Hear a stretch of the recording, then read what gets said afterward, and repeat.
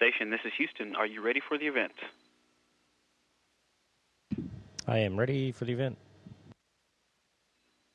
W Radio, this is Mission Control Houston. Please call station for a voice check. Para ayudar a muchas de las escuelas aquí en Miami-Dade, así que vamos a estar trabajando con los Dolphins, vamos a estar trabajando con las escuelas para poder darle más auge a este programa para que los niños participen. Diana, sabemos que va a haber invitados, más allá de que es un evento para la prensa, de algunos jugadores muy importantes. Sí, vamos a tener varios jugadores aquí en el evento, pero que también van a ser que han jugado anteriormente para el grupo de los Dolphins, pero también las personas que participan, los estudiantes en el programa, y ellos califican la escuela califica hasta número de horas que han contribuido para el programa.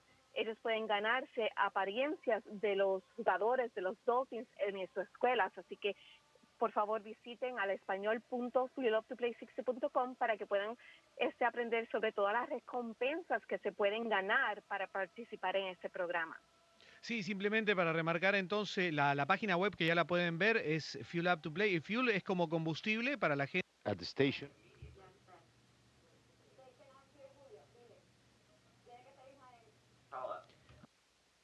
Station, this is Houston ACR. Just stand by one, please. Commander Kelly, can you hear me?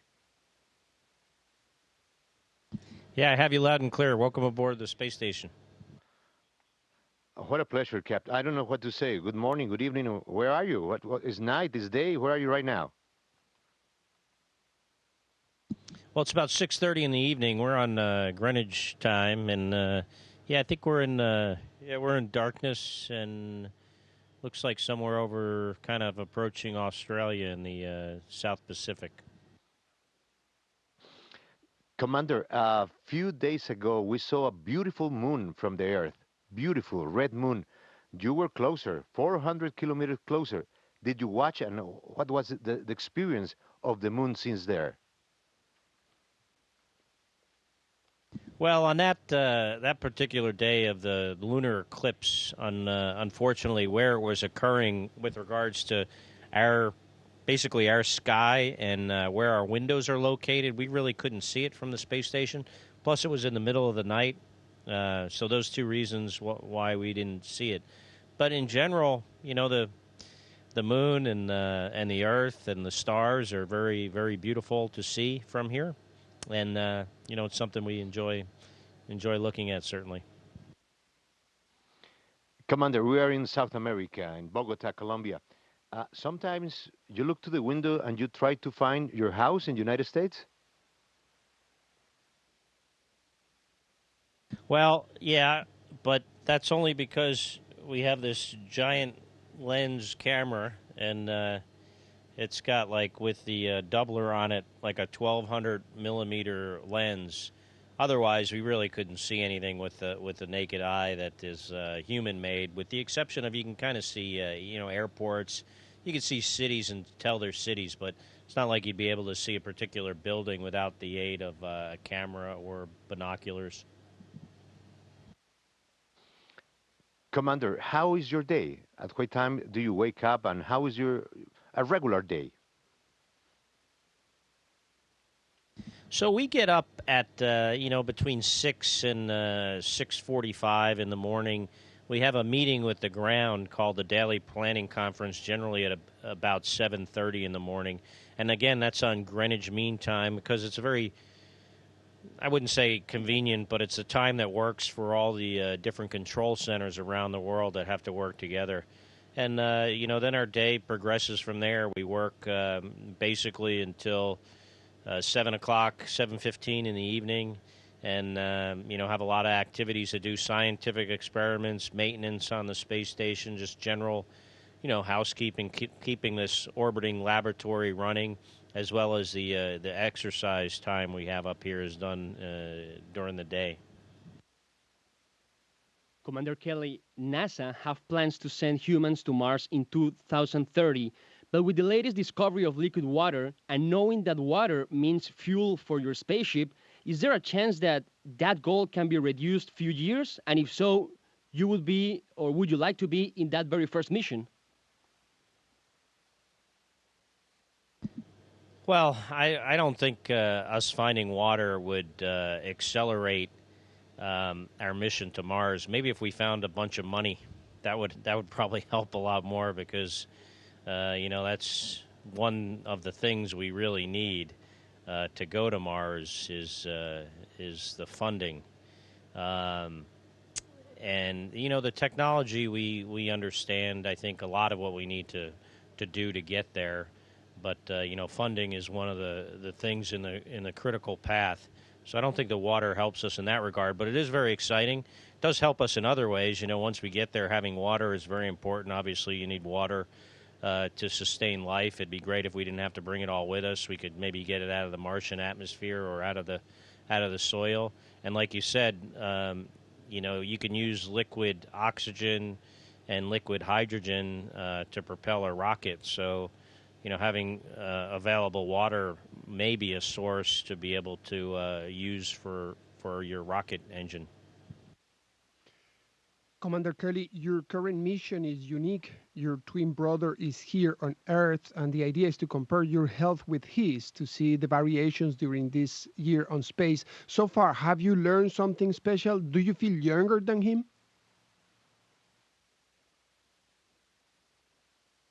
Well, I hope I look younger, but I don't know that I feel younger. Um, that science is it's very sophisticated, complicated. It's looking at us on a genetic level.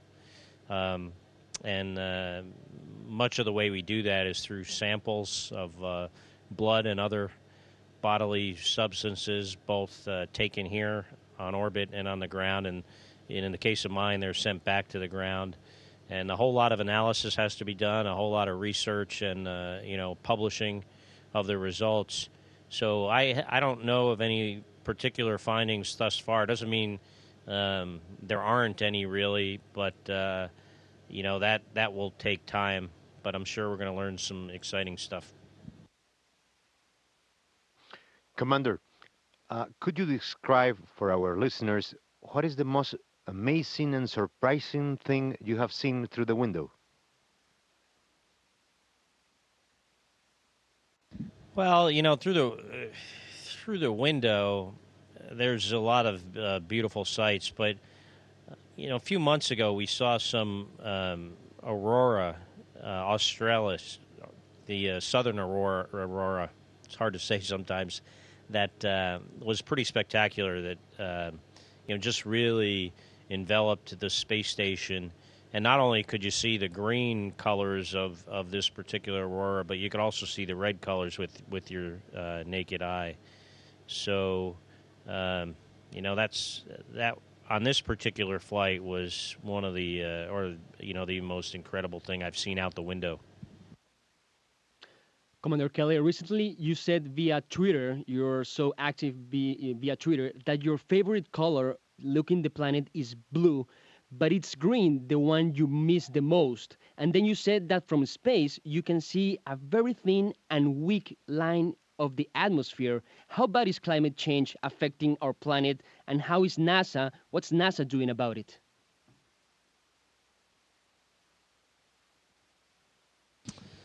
Well, I believe, climate change is real. I believe that, humans have an effect on it. I don't know exactly, what level that effect is, but I think it is significant. And, NASA studies the Earth, and we have a lot of scientists that do this type of research, and we're part of the larger community of, scientific investigators that have, documented the impacts of, the humans on our environment. Commander Kelly, we all hope to be alive to see a long-term mission to Mars, but radiation effects and the absence of gravity are a big challenge for the human body. I wonder why the current designs don't include some sort of artificial centrifugal gravity. Are you doing some experiments about that on the ISS? So, that would be great. and maybe that would be part of the design of a spacecraft to use artificial gravity. You know, it's been documented in many movies, and certainly, you know, in theory, that would work. We do have negative effects on our physiology from the absence of gravity, but we do have ways to mitigate those by exercise and diet. You know, maybe there'll be other ways found in the future. So, yeah, that is an option, and you know, possibly that'll be designed into the vehicle. That'll hopefully go to Mars in my lifetime. I'd love to see it, and you know, I probably won't be able to participate in it directly as a crew member, but maybe in some other capacity. Commander, this is our last question. Station, this is Houston ACR. That concludes the W radio portion of the event.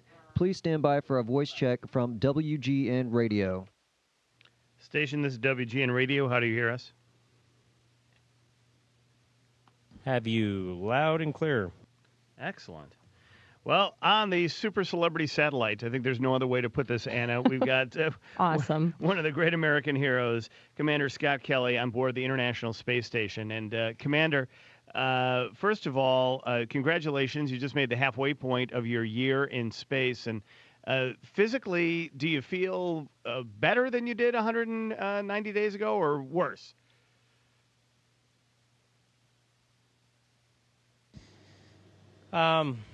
That's a tough question. I feel better in some ways in that, you know, gravity, you know, and the effects on your joints and things on Earth as you get older, and I'm, you know, in my early 50s now, is something that I don't experience up here. So, you know, in that regard, it's better. So, you know, I think I wouldn't say I feel bad because I've been up here for, you know, over 6 months. So when you return to Earth, they've talked to you now, obviously a year in space. It's gonna take a toll in terms of all that. What will you experience when you come back to Earth in terms of how your joints are going to feel, or vertigo or anything like that? What have they told you to expect? Well, I flew a flight about 4 or 5 years ago now to the space station that was 159 days long. When I got back from that flight, you know, vertigo was something you experience initially. For me, that kind of cleared up pretty quickly. You know, within, you know, several hours, I was feeling much better. What took a much longer time was the soreness of muscles and joints that for me lasted, you know, about a month. Also, you're pretty fatigued when you get home, and you know, for a number of reasons, and you know, I expect that'll be the same or maybe even worse this time. Commander, I want to ask about the twin experiments, and your brother Mark here on Earth is mirroring a lot of the activities you're doing there. And I guess, so how do you know he's doing a good job at it? Are you in constant contact with him? And we also wanted to ask, what if he like slips in a Corona or cheats a little bit? Are you able to do that in space? And how does this work? Well, you know, part of the research is not him being on a similar diet. That was, you know, really not deemed practical.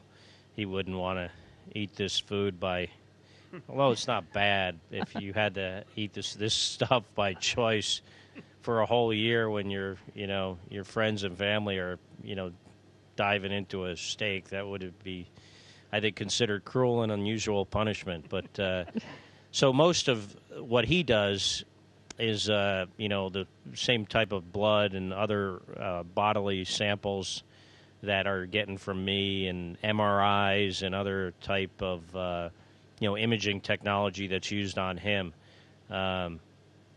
Yeah, so do I know if he's cheating? I don't think there's a whole lot he can be cheating on, and I know he is keeping up with getting the samples. He was in Houston just the other day doing some of that. So now let's talk a little bit about this incredible year for NASA and for the space program, I think, in a lot of ways, and just for a human's understanding of what's going on. You had Pluto, you had the intercept of a comet, and now the water on Mars. And I think that certainly some of the experiments that you guys are doing here, that you and your brother are doing, and that you're doing up on the International Space Station, is duration. That's intended to be a part of that research will go into whatever the manned Mars mission is.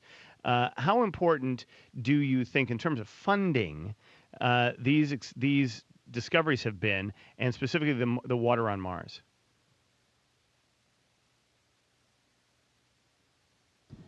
Hopefully it's it's a positive thing.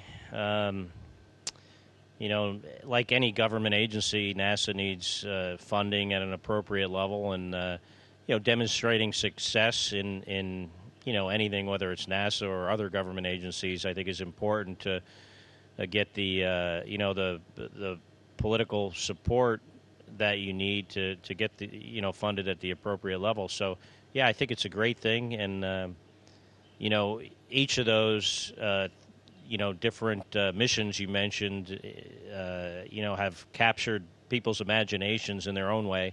And, like you said with the last one with the water on Mars, really, hopefully someday it'll help when we get there and we don't have to bring all this water with us. And, water is important for life, and, maybe means that there, is life there somewhere to be found, or ancient life, and provides possibly a way to make fuel to get home. So it's a great thing. Commander, also, I wanted to ask you, anybody who's seen The Martian with Matt Damon has seen how he was growing his own food up on Mars, as it were. Are you guys growing food there on the space station? If so, how's that going? Yeah, so we grew some lettuce a few months ago, and it went great. And, hopefully from that experiment and experiments to come, we'll learn to grow more food on orbit and potentially use that technology to go to Mars someday or elsewhere, or just to be able to sustain ourselves here in low Earth orbit. A couple of days ago, you tweeted a picture of Chicago with the Aurora Borealis over. It was a great shot from your vantage point of the southern part of Lake Michigan at night, with the all the urban light of Chicago and Milwaukee, and then that great green over that. I know that you've talked about how incredible it is to see Earth from that vantage point, but what do you miss most about being on Earth? You miss the people, your friends, your family, people you love at home, certainly. Not that you don't like the people up here, but, variety is kind of important in that regard. But the other thing is just being outside. I mean, we don't go outside at all. Occasionally you get to do a spacewalk. We got one coming up here, actually two coming up here in the next several weeks, but it's not the same thing. And just the freedom to kind of do what you want, walk outside your house is something we definitely miss. Is there what's the most spectacular thing that you think you've seen? What are some of the images that you're going to take away from this?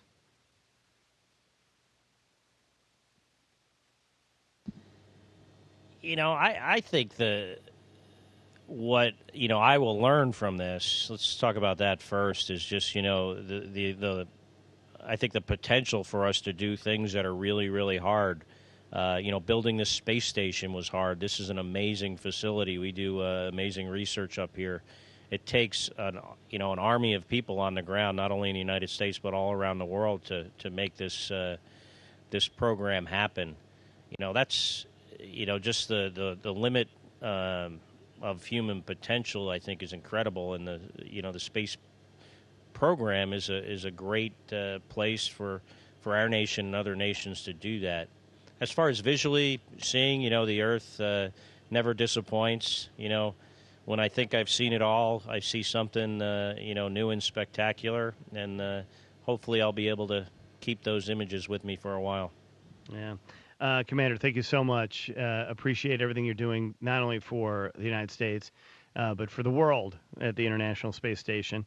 And I hope that all the whatever it is that comes out of this, whether it's a mission to Mars or whatever it happens to be, that you take a very, very important place in the history of the American space program. So we thank you for that. Thanks, Commander. Thank you. Station, this is Houston ACR. That concludes the event. Thank you. Thank you, W Radio and WGN Radio. Station, we are now resuming operational audio communications.